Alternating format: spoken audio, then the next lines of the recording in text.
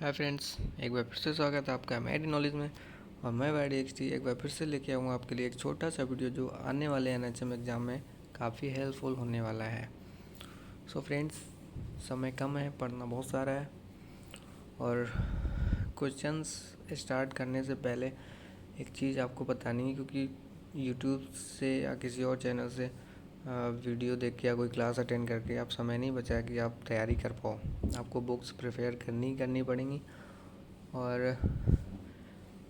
Main मुद्दा ये है कि आपको पढ़ना क्या है। देखिए, कोई भी एग्ज़ाम की तैयारी से पहले आपको ये पता होना चाहिए आपको पढ़ना क्या है। मेडिकल में बहुत सारे एग्ज़ाम्स होते हैं, एम्स का भी एग्ज़ाम होता है, रेलवे का भी होता है, SGPGI का भी होता है, SSI का भी होता है, NHM का भी होता है, और ये CHO के एग्ज़ाम भी हो रहे हैं जो NHM के थ्रू है। बट सारे एग्ज़ाम्स के लिए एक जैसे क्वेश्चन नहीं आते हैं, ना एक जैसी पढ़ाई होती है। हाँ, आते हैं सारे मेडिकल में, बट पढ़ाई सब में अलग तरीके से करनी होती है, हर एग्ज़ाम्स को देख के। यहाँ आपका CHO का एग्ज़ाम है, अगर SGPGI का एग्ज़ाम नहीं है, एम्स का नहीं है, जो आप NCLEX बुक्स प्रेफर करो या आप टारगेट हाई बुक्स प्रेफर करो, वो आपको पढ़ने की ज़रूरत इस एग्ज़ाम के लिए नहीं है। यहाँ आपको अपना बेसिक क्लियर रखना है, जो कि उन बुक्स में नहीं मिलता है। उनमें सब में डीप क्वेश्चन होते हैं। आपको बेसिक क्वेश्चन पढ़ने हैं, आपको अपना बेस क्लियर रखना है। कम्युनिटी से रिलेटेड जो भी प्रोग्राम्स चलाए जा रहे हैं, कम्युनिकेबल डिसीज़ से रिलेटेड जो भी प्रोग्राम चलाए जा रहे हैं, आपको सब पता होने चाहिए कि जो कमेटियाँ होती हैं आपको पता होनी चाहिए। ठीक है, CHO में जो एग्ज़ामिनर आपसे बस यही मेंटल स्टेटस जानना चाहता है कि जिस बंदे को वो प्रिपेयर करके यहाँ से उठा के 5-6 महीने ट्रेनिंग करा के वहाँ बिठाएंगे, वो इस काबिल है जो वहाँ पे जाके काम कर पाए। बस सिंपल सी चीज़ ये है, आपको CHO से रिलेटेड ही पढ़ना है। आपको जो वहाँ पे काम मिलने वाला है उससे रिलेटेड आपको नॉलेज होना चाहिए। ठीक है, तो वहीं से क्वेश्चन पुट होते हैं। आपको कम्युनिटी से क्वेश्चन आएंगे, आपको पीडियाट्रिक्स से क्वेश्चन आएंगे, आपको ऑब्स्टैटिक्स से क्वेश्चन आएंगे। वो चीज़ें आपको क्लियर रखनी है और उनमें डीप नहीं जाना है। किसी भी टॉपिक पे आपको डीप नहीं जाना है, आपको बेस क्लियर करना है, जो बेस होता है बस। सो आपको यही पढ़ना है। और इसके बाद हम स्टार्ट करते हैं आप आज के क्वेश्चंस, जिसमें सबसे पहले आपको आ जाएगा नेशनल इम्यूनाइजेशन प्रोग्राम। फ्रेंड्स, ये है नेशनल इम्यूनाइजेशन शेड्यूल, जो WHO की तरफ से बनाया गया है। यहाँ से हर बार NHM के एग्ज़ाम में 5 से 6 क्वेश्चन फंसते हैं। और इस बार तो CHO में 2 दिन एग्ज़ाम है, आई थिंक 4 या 6 शिफ्ट में पक्का होंगे एग्ज़ाम्स। तो 6 से 8 क्वेश्चन यहाँ से आने वाले हैं, सिर्फ इतने से शेड्यूल से। इसका स्क्रीनशॉट कर सकते हैं और याद भी कर सकते हैं, क्योंकि यहीं से क्वेश्चन पुट होने वाले हैं सिर्फ इसी से। इसमें डोज है, कब देना है, रूट है, वैक्सीन का नाम है। ठीक है, लाइक BCG वैक्सीन होता है, एट बर्थ देते हैं, 0.05 ml इसका डोज होता है, रूट होता है इंट्राडर्मल, साइट होती है लेटोपरवान। बट एक चीज़ याद रखिए, BCG वैक्सीन एक ऐसी वैक्सीन है जिसमें इसका जो साइट होता है इंजेक्शन देने का, वो फिक्स होता है, लेफ्ट अपर आर्म। ये क्वेश्चन आता है कि BCG वैक्सीन का साइट बताइए। दूसरी बात, रूट इंट्राडर्मल पता है, बट इसमें साइड में कन्फ्यूजन होता है क्योंकि लिखा है लेफ्ट अपर आर्म। ठीक है, लगा आप राइट अपर आर्म पे भी सकते हो, और जो उसका बेनिफिट मिलता है लेफ्ट अपर आर्म रखने से, same benefit right upper arm से मिलेगा। बट गवर्नमेंट ने इसका जो BCG इंजेक्शन लगने के बाद एक स्कार बनता है जो बॉडी पे, उसको फाइंड आउट करने के लिए सिर्फ इसकी एक सेम साइड डिसाइड कर रखी है, लेफ्ट अपर आर्म। ठीक है, दूसरा कोई रॉकेट साइंस नहीं है। एंड कभी कभी होता है कि हम एट बर्थ लगवाने से मिस कर देते हैं, तो उसका एक दूसरा शेड्यूल है, जो कि एट बर्थ अगर मिस हो गया है BCG वैक्सीन, तो उसको 1 साल के अंदर कभी भी दे सकते हैं। बस उसका जो डोज है वो चेंज जस्ट डबल हो जाता है। 8 बर्थ 0.05 ml देते हैं, एंड उसके बाद अगर मिस होने के बाद 1 साल के अंदर कभी भी लगवाते हैं तो 0.1 ml हो जाता है। बाकी रूट और साइड सेम रहती है। सेकंड होता है हेपेटाइटिस बी। 8 बर्थ देते हैं विदिन 24 आवर्स। ठीक है, डोज होता है 0.5 ml, इंट्रामस्कुलर लगता है, राइट थाई में लगता है। ओपीवी का जो 0 डोज होता है 8 बर्थ लगता है, जो कि 15 डेज़ के अंदर दे सकते हैं। 2 ड्रॉप दिए जाते हैं, ओरली होता है। उसके बाद आता है ओपीवी फर्स्ट सेकेंड थर्ड। ठीक है, जो 6, 10 और 14 वीक्स में लगता है। अब इसको याद करने के लिए आप 4 वीक्स का अंतर देके याद कर सकते हैं। तो 6 वीक्स देन 4 वीक्स का गैप है, 10 एंड 14। ठीक है, 2 ड्रॉप होते हैं, ओरली होता है।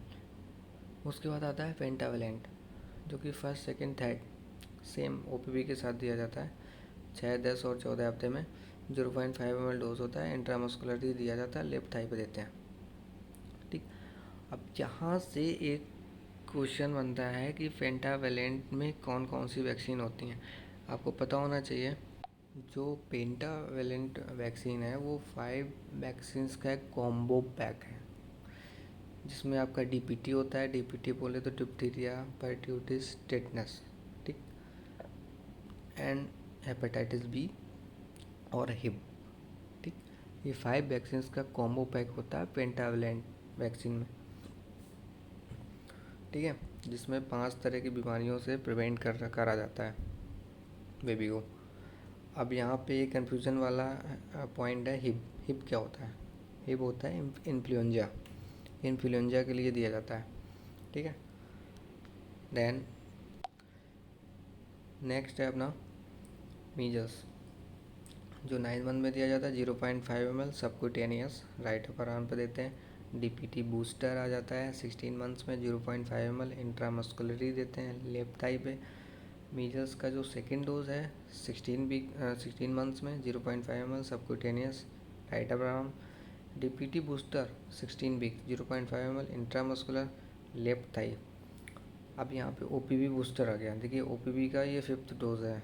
एक तो 0 हो गया था एट बर्थ, उसका फर्स्ट सेकेंड थर्ड जो कि 6, 10 एंड 14 वीक्स में दिया था। ठीक है, 4 डोज उधर हो गए, एंड ये ओपीवी बूस्टर आ गया, 5th डोज है ये, जो 16 मंथ्स में देते हैं, 2 डॉप ओरली। उसके बाद आपका आता है जापानीज़ इंसेफेलाइटिस। ये भी 16 मंथ्स में 0.5 ml देते हैं सबक्यूटेनियस, लेफ्ट अपर आर्म। उसके बाद आता है आपका डीपीटी बूस्टर, जो 5 साल में देते हैं, 0.5 ml इंट्रामस्कुलर देते हैं। ठीक है, अपर आर्म में देते हैं कहीं भी।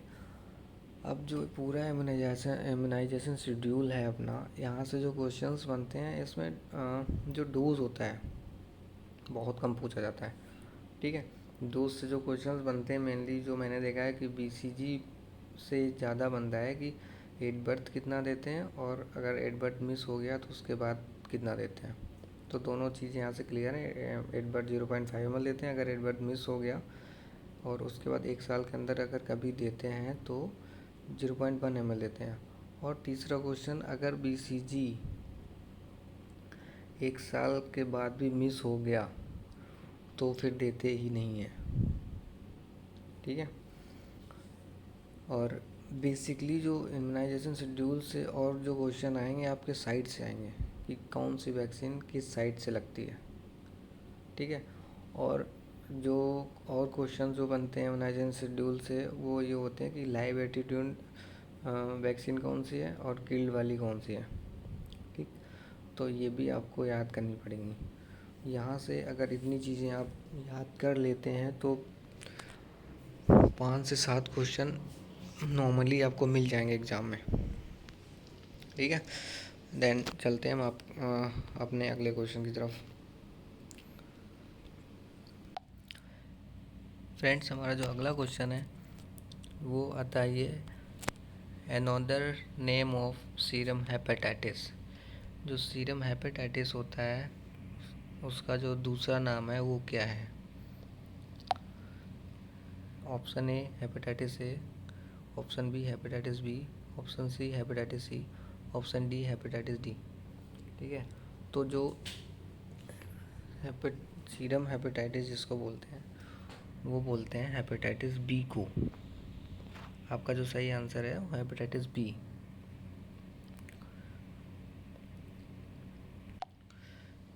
नेक्स्ट क्वेश्चन है, polio is mainly spread by.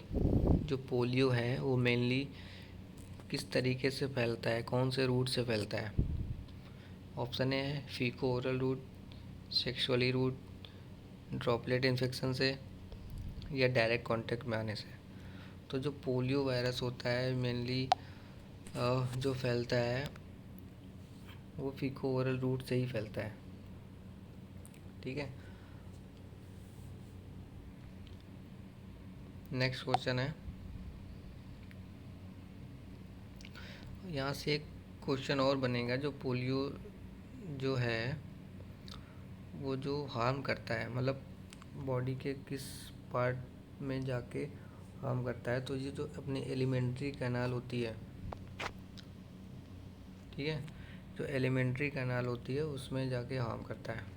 ठीक है।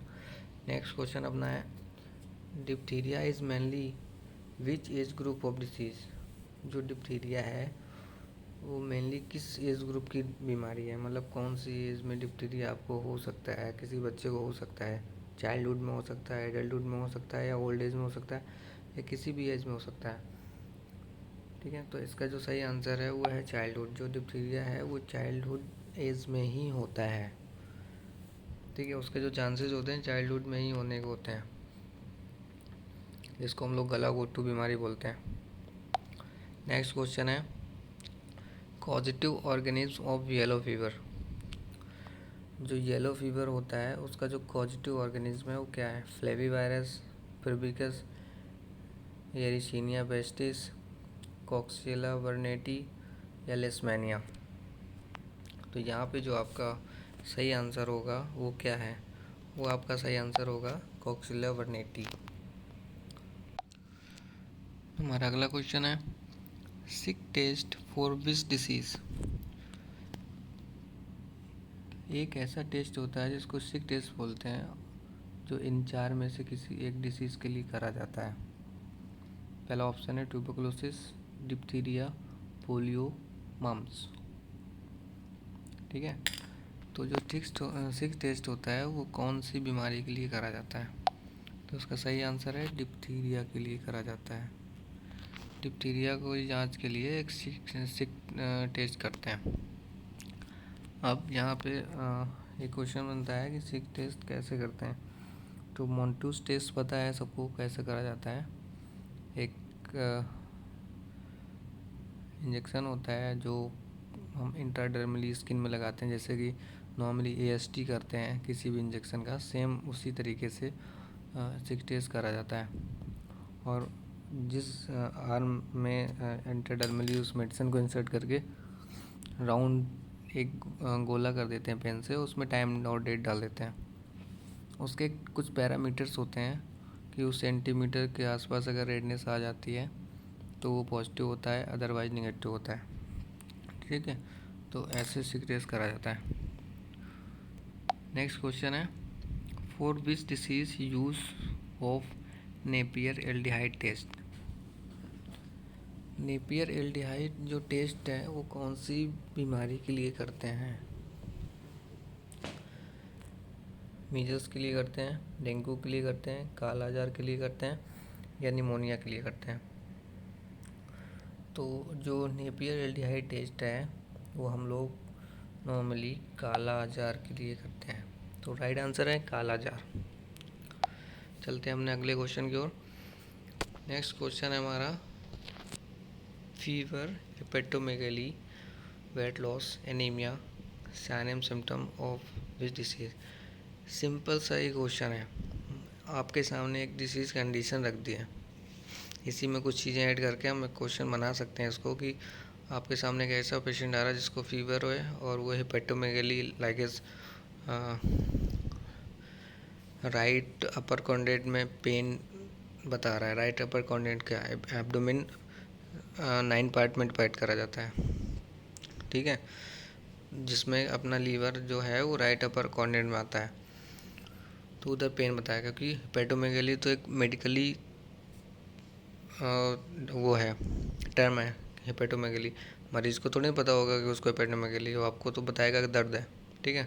तो कोई पेशेंट आता है आपको फीवर की हिस्ट्री लेके, अपने राइट अपर एब्डोमेन में दर्द बताता है, कंप्लेन करता है कि उसका पिछले कुछ दिन से वेट लॉस हुआ है।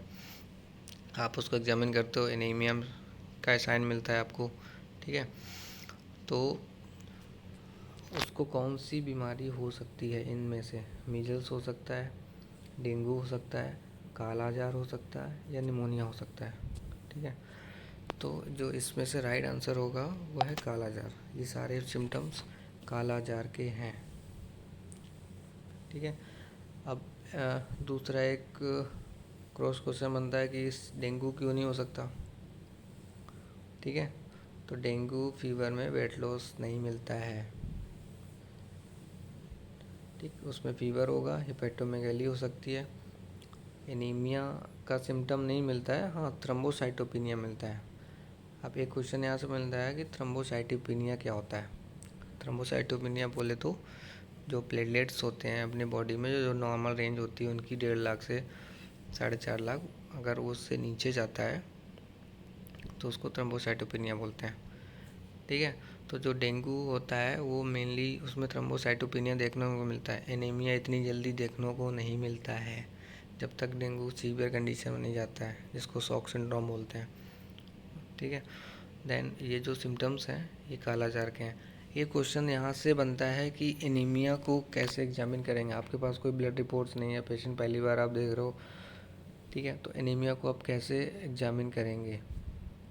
तो एनीमिया बेसिकली हम लोग देखेंगे जो पेशेंट्स के नेल हैं, ठीक है, ब्लूज़ कलर के हो जाएंगे। और सबसे जो मेन चीज़ होती है उसकी आइज़ देख के, आइज़ में हम लोग उसका जो नीचे वाला पार्ट होता है स्क्लेरा बोलते हैं, ठीक है, उसको नीचे करके एनीमिया एग्जामिन करते हैं, ठीक। आइज़ को एग्जामिन करने के 2 तरीके होते हैं।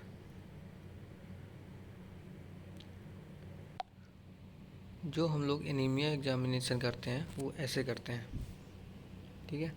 स्क्लेरा को नीचे करके अंदर जो अपना जो ये सॉफ्ट पैलेट होता है, इसमें आइज़ से नीचे स्क्लेरा का जो पार्ट होता है वो जो रेडनेस होती है वो गायब हो जाता है, ये पूरा वाइट हो जाता है, ठीक है, जो सिम्टम्स क्रिएट करता है एनीमिया का।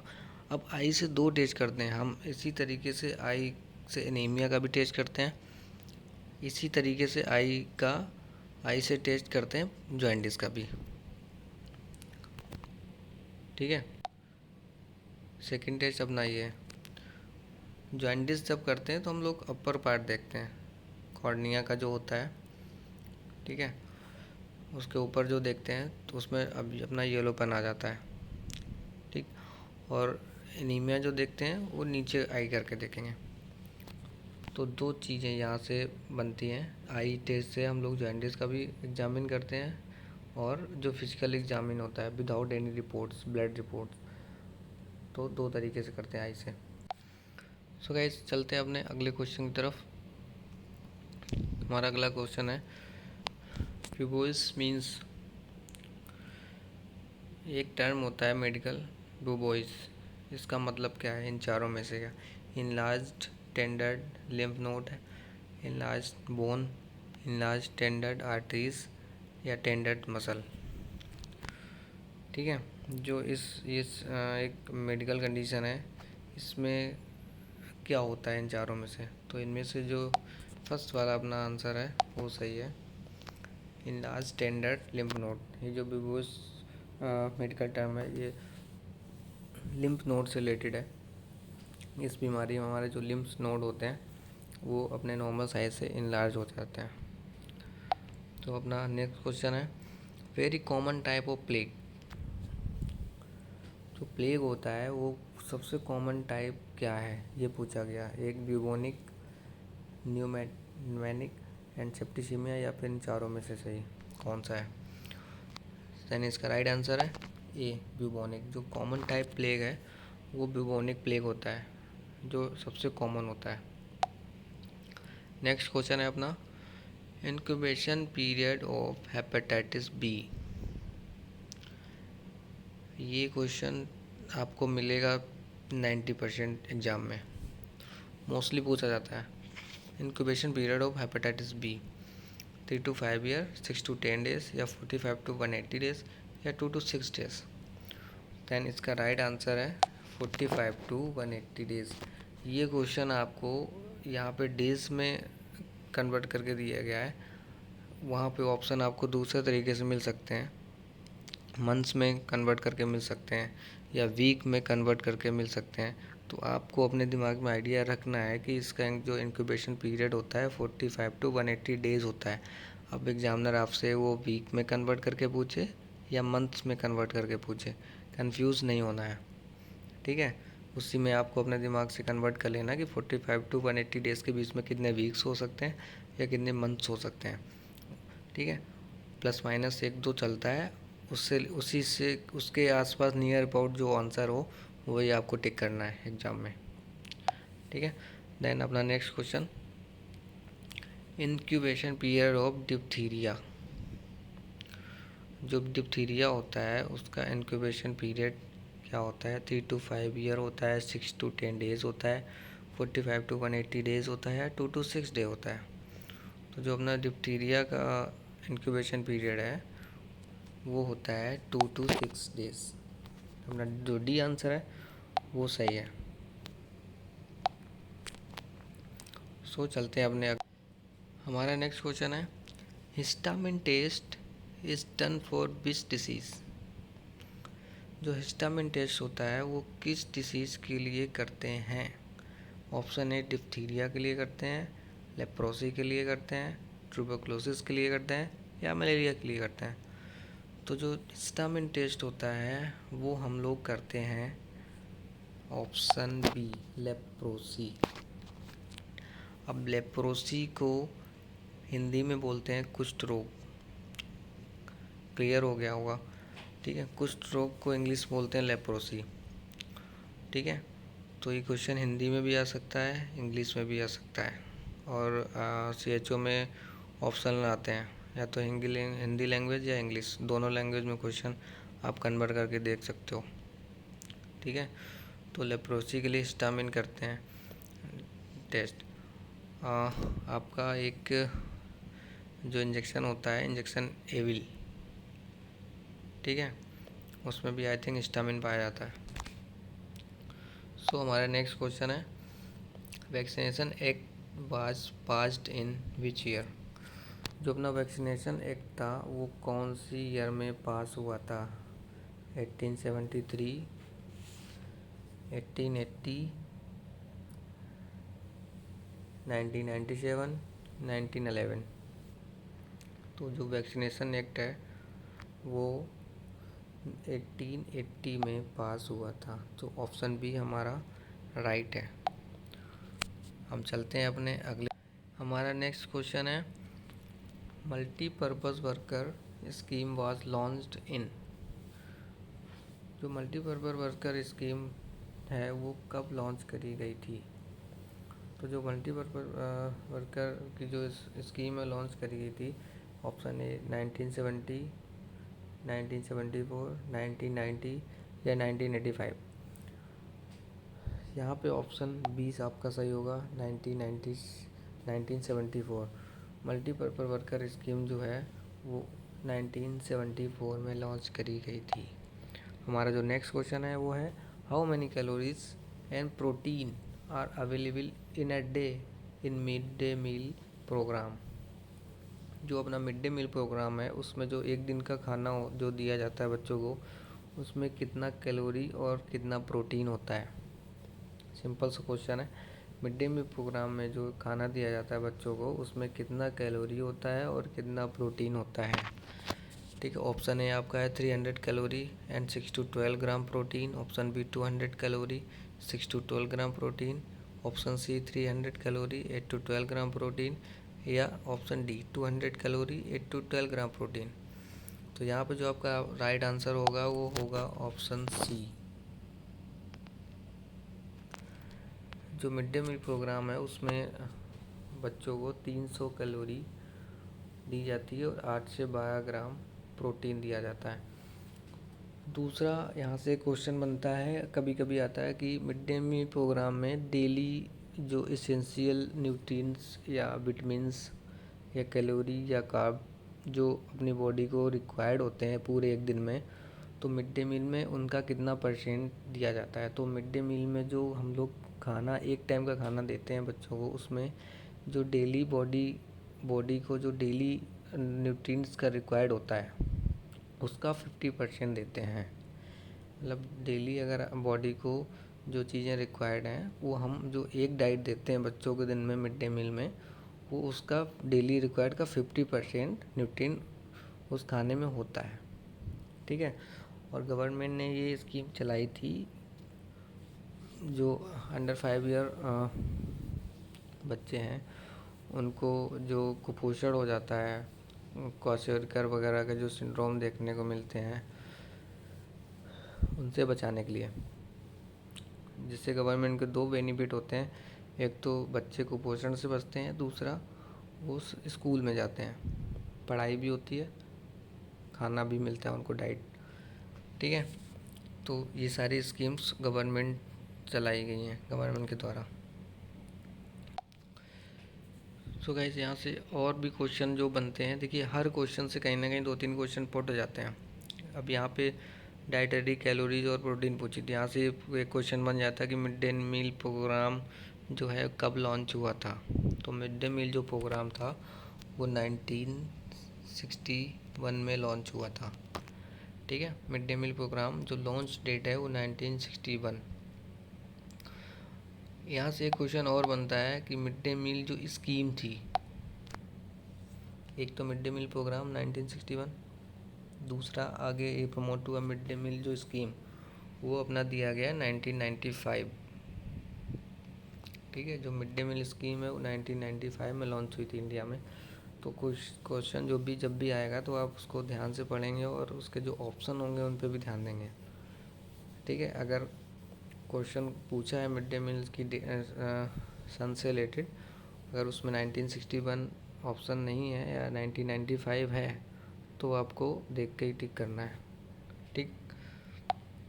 हम चलते हैं अपने अगले क्वेश्चन की ओर। Another name of whooping cough. Whooping cough का दूसरा नाम क्या है? Option A rubella, option B German measles, option C pertussis, option D pneumonia. तो वूपिंग कफ का जो अनदर नेम है वो होता है परट्यूटिस। डीपीटी वैक्सीन जो देते हैं जिसमें डिप्थीरिया परट्यूटिस टिटनेस होता है, उसमें जो परट्यूटिस होता है उसको हम वूपिंग कफ भी कहते हैं। हमारा नेक्स्ट क्वेश्चन है, भोर कमेटी वाज लॉन्च्ड इन। ये जो कमेटीज़ हैं, मैंने वीडियो की स्टार्टिंग से बताई थी आपको, जितनी भी कमेटीज़ होती हैं वो आपको पता होनी चाहिए। ठीक है। कमेटी ज़रूर 2 से 3 कमेटी पूछी जाती है, कमेटी से क्वेश्चन ज़रूर आते हैं कि इस कमेटी के जो चेयरमैन थे वो कौन थे, या ये कमेटी कब लॉन्च हुई थी, या इस कमेटी ने अपनी रिपोर्ट कब दी गवर्नमेंट को। ठीक है। ऐसे क्वेश्चन बहुत से आते हैं, हर क्वेश्चन से 3-4 क्वेश्चन बन जाते हैं। जैसे कि यहाँ पे भोर कमेटी वाज लॉन्च्ड इन, कि भोर कमेटी कब लॉन्च करी थी गवर्नमेंट ने। देखिए कोई भी चीज़ गवर्नमेंट करती है उसके लिए उसकी एक आगे की सोच होती है कुछ। अब भोर कमेटी जब लॉन्च करी गई थी तो गवर्नमेंट ने जो इसको लॉन्च करा था, इसका तो सबसे पहले ऑप्शन सही आंसर बताइए, 1940, 1953, 1943 या 1947। देन इसका सही आंसर होगा 1943। ठीक। जो भोर कमेटी लॉन्च हुई थी वो 1943 में लॉन्च हुई थी। ठीक। अब यहाँ से एक क्वेश्चन बनता है कि भोर कमेटी लॉन्च करी गई तो किसी एक पर्पस से लॉन्च करी गई थी। ठीक। कोई एक टीम बनाई जाती है तो किसी एक काम के लिए बनाई जाती है, तो भोर कमेटी भी एक टीम बनाई गई थी कि आपकी एक टीम गठित करी जाती है, आपको इतने समय में ये काम करके वापस रिपोर्ट करना है। ठीक है। तो अब दूसरा क्वेश्चन यहाँ से बनता है कि भोर कमेटी ने अपनी रिपोर्ट कब दी थी गवर्नमेंट को। ठीक है। कब उसने अपना पूरा काम करके रिपोर्ट वापस गवर्नमेंट को दी थी। तो उसका जो सही आंसर है, बोर कमेटी ने जब अपना रिपोर्ट वापस दिया था वो 1946 में दिया था, पूरा 3 साल बाद। बोर कमेटी लॉन्च हुई थी 1943 में और उसने अपनी जो रिपोर्ट दी थी वो 1946 में दी थी। ठीक है, तो कंफ्यूज होने की ज़रूरत नहीं, क्वेश्चन को ध्यान से पढ़ना है। लॉन्च डेट पूछी गई है या फिर रिपोर्ट डेट पूछी गई है। और बोर कमेटी जो गठित करी गई थी, तो वो जो अपनी देश में स्वास्थ्य की स्थिति, ठीक है, उसके बारे में पता लगाने के लिए दी गई थी। और स्वास्थ्य के जो संगठन चल रहे थे उस समय पे, उनका जो सर्वे हुआ था कि कितनी मॉर्टेलिटी है, कितनी मॉर्बिडिटी है, ये सारी चीज़ें होती हैं ना, उनको पता लगाने के लिए गठित करी थी। और इसने 3 साल में 1943 के बाद 1946 में अपनी रिपोर्ट वापस गवर्नमेंट को दे दी थी। अगला क्वेश्चन आता है, Kartar Singh committee was launched. ठीक है, करतार सिंह कमेटी कब लॉन्च हुई थी? 1942 में, 1972 में, 1943 में या 1947 में? तो इसका जो सही आंसर होगा 1972, option B. Kartar Singh committee 1972 में लॉन्च करी गई थी। और यहाँ से भी एक क्वेश्चन बनता है कि करतार सिंह कमेटी ने अपनी रिपोर्ट कब वापस गवर्नमेंट को दी, कब रिपोर्ट किया? ठीक, तो करतार सिंह जी ने जल्दी काम कर लिया था, इन्होंने 1973 में ही अपनी रिपोर्ट वापस गवर्नमेंट को दे दी थी। ठीक है, करतार सिंह कमेटी को मल्टीपर्पज़ वर्कर कमेटी भी बोला जाता है। चलते हैं अपने अगले क्वेश्चन की ओर। वंदे मातरम योजना स्टार्ट इन, वंदे मातरम योजना जो है वो कब स्टार्ट करी गई थी?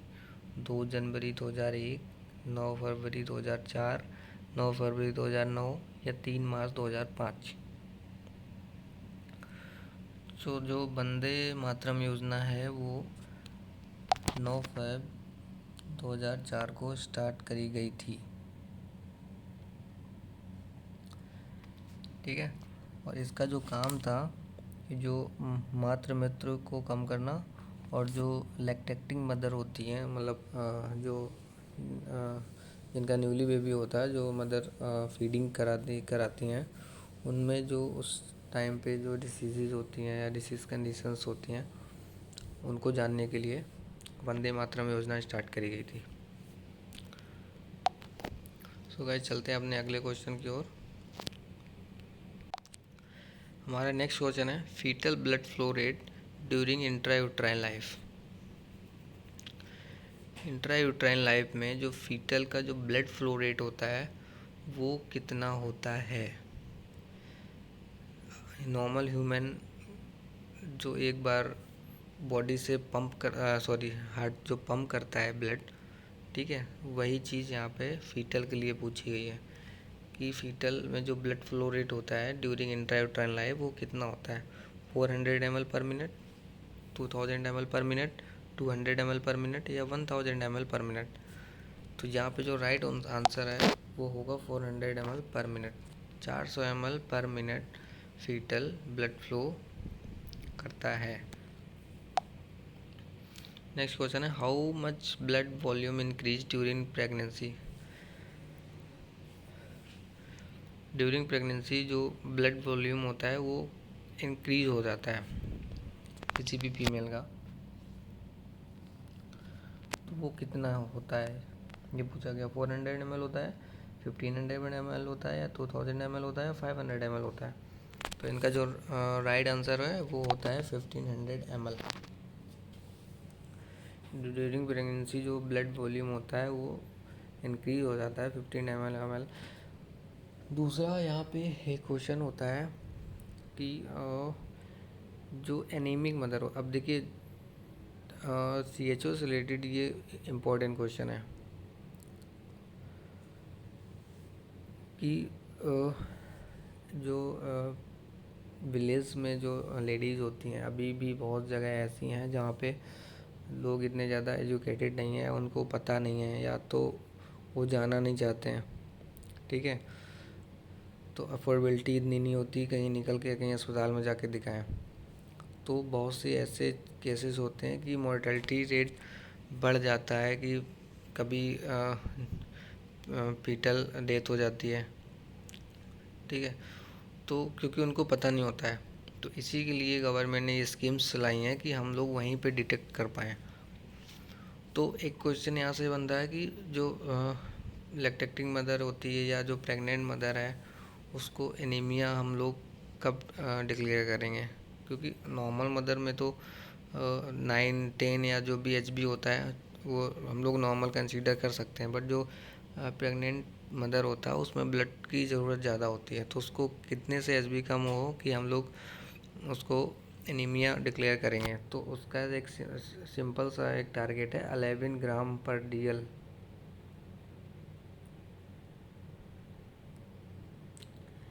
ऑप्शन सीधा सा क्वेश्चन सीधा सा पूछा जाएगा कि एक प्रेग्नेंट लेडी को एनीमिक कब डिक्लेयर करेंगे? अगर 11 ग्राम से उसका एचबी कम है या 11 ग्राम तक है तो वो एनीमिक कंसीडर करी जाएगी। ये सीधा सा क्वेश्चन बनता है। दूसरा यहाँ से क्वेश्चन बनता है कि एंटीनेटल विजिट्स कितनी होती हैं? तो एंटीनेटल जो विजिट होती हैं वो 4 होती हैं, ठीक है। एंटीनेटल विजिट होती है जब भी कोई लेडीज़ प्रेग्नेंट होती है, उसके अकॉर्डिंग जो फर्स्ट टाइम पे चेकअप कराने जाती है, सेकंड टाइम जाती है, थर्ड या फोर्थ टाइम जाती है, वो एंटीनेटल विजिट्स होती हैं। और कब तक होती हैं? जब तक बेबी बर्थ नहीं हो जाता है, मतलब प्रेगनेंसी के टाइम से लेकर till the birth of baby. जो बीच में वुमेन हॉस्पिटल में जाके फॉलोअप लेती है उसको एंटीनेटल विजिट्स बोलते हैं। और मिनिमम 4 एंटीनेटल विजिट होनी चाहिए। जो WHO की गाइडलाइन है 4 एंटीनेटल विजिट्स होती हैं, ठीक है। और कोई भी फीमेल होती है उसको IFA की टैबलेट्स चलाई जाती हैं जिसमें आयरन फॉलिक एसिड होता है, चाहे वो फीमेल एनीमिक हो या ना हो। IFA टैबलेट्स चलती ही चलती हैं और मिनिमम 100 टैबलेट खिलानी होती हैं किसी भी प्रेग्नेंट मदर को। दूसरा, अगर वो प्रेग्नेंट मदर एनीमिक है, अगर नॉर्मल है, एचबी उसका नॉर्मल है, तो आपको 100 टैबलेट्स खिलानी है, ठीक है। और अगर वो वुमेन्स एनीमिक है तो आपको ये डोज जो है जस्ट डबल करना है, उसको 200 टैबलेट्स खिलानी है। और तब तक खिलानी है जब तक उसका एचबी नॉर्मल ना आ जाए या फिर बेबी बर्थ ना हो जाए, ठीक है। और जो आयरन फॉलिक एसिड टैबलेट्स होती है उनका साइड इफ़ेक्ट भी होता है जो बताना होता है, ठीक है। कभी कभी कॉन्स्टिपेशन बहुत ज़्यादा हो जाता है तो जो लेडीज़ होती हैं वो अवॉइड कर देती हैं टैबलेट्स, बट उनको बताना होता है कि आपको ये अवॉइड नहीं करना है, ठीक है। तो इस तरीके के क्वेश्चंस बनते हैं। नेक्स्ट क्वेश्चन है a healthy women how much weight gain during fully gestational period? जो एक हेल्दी वुमेन होती है उसको जो एक अपना जो जेस्टेशन पीरियड होता है उसमें कितना वेट गेन करती है? सेम क्वेश्चन है कि ड्यूरिंग प्रेगनेंसी है, मतलब फुल टाइम जब हो जाता है प्रेगनेंसी स्टार्टिंग से लेके टिल द बेबी बर्थ तक एक जो प्रेग्नेंट वुमेन होती है वो कितना वेट गेन कर लेती है? 5 kg, 6 kg, 11 kg या 3 kg? तो इसका राइट आंसर है 11 kg। जो वुमेन होती है वो 11 kg वेट गेन कर लेती है अपने पूरे जेस्टेशनल पीरियड में, ठीक है। 2 क्वेश्चन हो जाते हैं आपसे रिलेटेड। 1500 ml उसका ब्लड बढ़ जाता है नॉर्मल से और 11 kg वेट गेन कर लेती है। हमारा जो नेक्स्ट क्वेश्चन है वो है absent menstrual cycle is called. जो मेंस्ट्रुअल साइकिल होती है अगर वो एब्सेंट है तो उसको क्या बोलेंगे? मीनार्चे, मेनोपॉज, मेनोरिया या एमनोरिया? तो इसका जो राइट आंसर है वो होता है एमनोरिया। अगर किसी भी फीमेल का मेंस्ट्रुअल साइकिल एब्सेंट हो जाता है सडनली, नॉर्मली नहीं, सडनली बीच में जब जब नहीं होना चाहिए उस समय अगर एब्सेंट हो जाता है तो उसको एमनोरिया बोलते हैं। ठीक है, यहाँ से आपके दूसरे क्वेश्चन भी बन सकते हैं, जो भी चारों ऑप्शन है।